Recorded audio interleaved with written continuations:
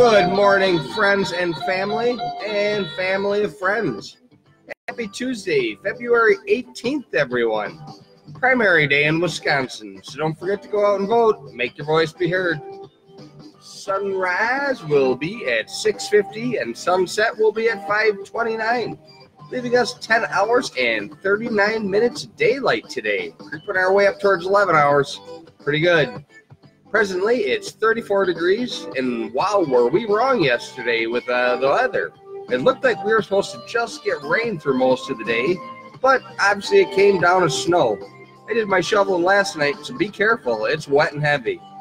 We will get a break from cloud cover this afternoon, and we'll warm up to the mid-30s today.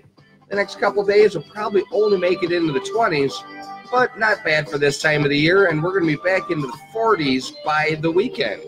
So, shoot up to our birthdays. From our family of friends celebrating birthdays today, happy birthday, Amy Ron Hayden, Billy Holman, Peter Egan, Eric S. Dobbs, Kristen Motke Smith, Jody Adams Evans, Joseph Nelson, and last but not least, our awesome nephew and a great guy all the way around, Theron Gillespie. Our celebrity birthday shout-out starts with a hip-hop icon who was the chief architect of the West Coast Gangsters Rap and co-owner of Death Row Records. Won numerous Grammy Awards, including one for Best Rap Solo Performance for Let Me Ride in 1994. He is also notably credited with discovering and supporting Eminem. And in May of 2014, he sold his Beats by Dre headphones to Apple for $3 billion. Dr. Dre turns 55 today. Our next celebrity is an actor whose prominent acting roles include There's Something About Mary, Herbie Fully Loaded, The Outsiders, and You, Me, and Dupree. He was nominated for an Academy Award for Best Supporting Actor for his role in the 2004 film Crash. Matt Dillon turns 56 today. Our next celebrity is a former teen actress best known for being part of the Brat Pack, a group of 80s actors who frequently appeared together on screen.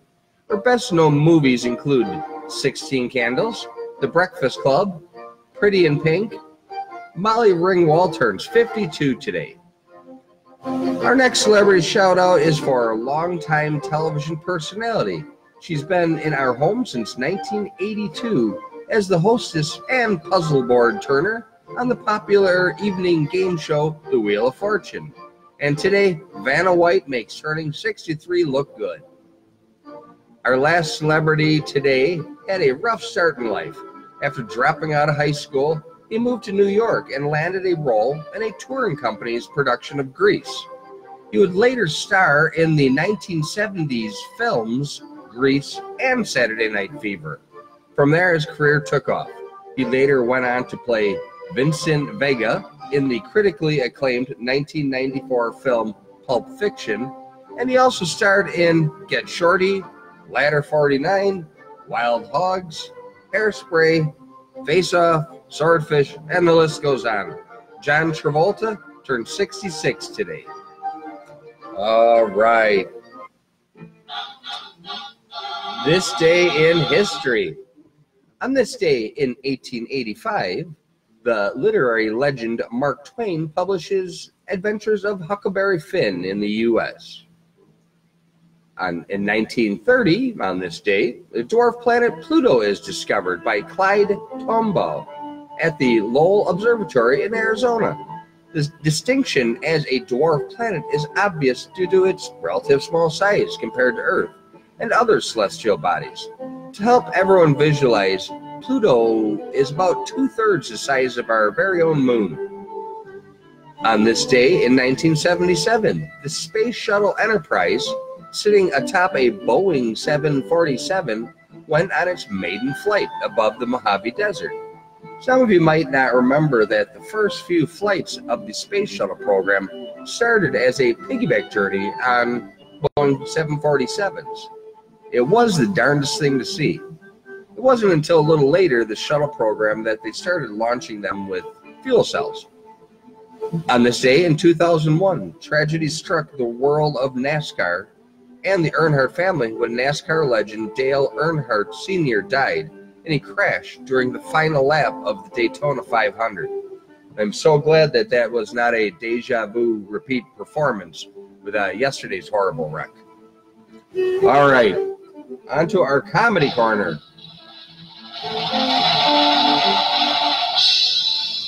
Why does a chicken coop have 2 doors? If it had 4 doors, it would be a chicken sedan. Today is National Battery Day, National Crab Stuffed Flounder Day, and National Drink Wine Day. Today's morning motivational comes to you from Gulby's Sidabo. When she says, I learned to love myself because I sleep with myself every night and I wake up with myself every morning. And if I don't like myself, there's no reason to even live life. Okay, this one's a little macabre, but its message is so very true. There are tons of reasons to learn to love yourself. It is the foundation of you. Okay, our real estate phrase of the day today is secondary offer. The WRA defines a secondary offer as a second offer that is written on a property after an offer has already been accepted on the property. The first offer is called the primary offer, and it says primary, or it stays primary until a contingency cannot be fulfilled on the contract by the first buyer. An example would be a home sale contingency. Mr. and Mrs. Seller, I love your home, and I'm going to offer you your full asking price, but I have a contingency. I need to sell my home first. I'm asking for 45 days to do it. So there's my contingency. I have to sell my house. And there's the time frame. I'm asking for 45 days to do it. Now, a secondary offer is an offer written by a second buyer. The second offer, once accepted by the seller, stays in second position for a set period of time and can be moved up to the first position if buyer one fails to perform per the contingencies written into their contract. How many secondary offers can a seller accept, you ask? Well, as many as they want. A seller can have only one primary offer, but several secondary offers. If the primary offer fails to perform, the seller has the right to choose the best secondary offer. So what does this all mean to you? Well, if there's a home that you're looking for if you're looking for a house in a tight seller's market, like we have now, you're going to find homes that have offers on them. In some cases, deals fall through. Seemingly good offers don't always make it to closing day. And that's why it doesn't hurt to take a chance and write a secondary offer on a home that you really want. You might get lucky, and in most cases, buyers will gladly accept secondary offers on properties. As usual, Blend and I hope that this helped shed a little bit of light on the topic of secondary offers. Please reach out to us if you have any questions about this or anything else real estate related. Blend and I do appreciate the time that you spend with us each day. Our goal is to offer a mix of entertainment and education in each of our Morning Minute posts.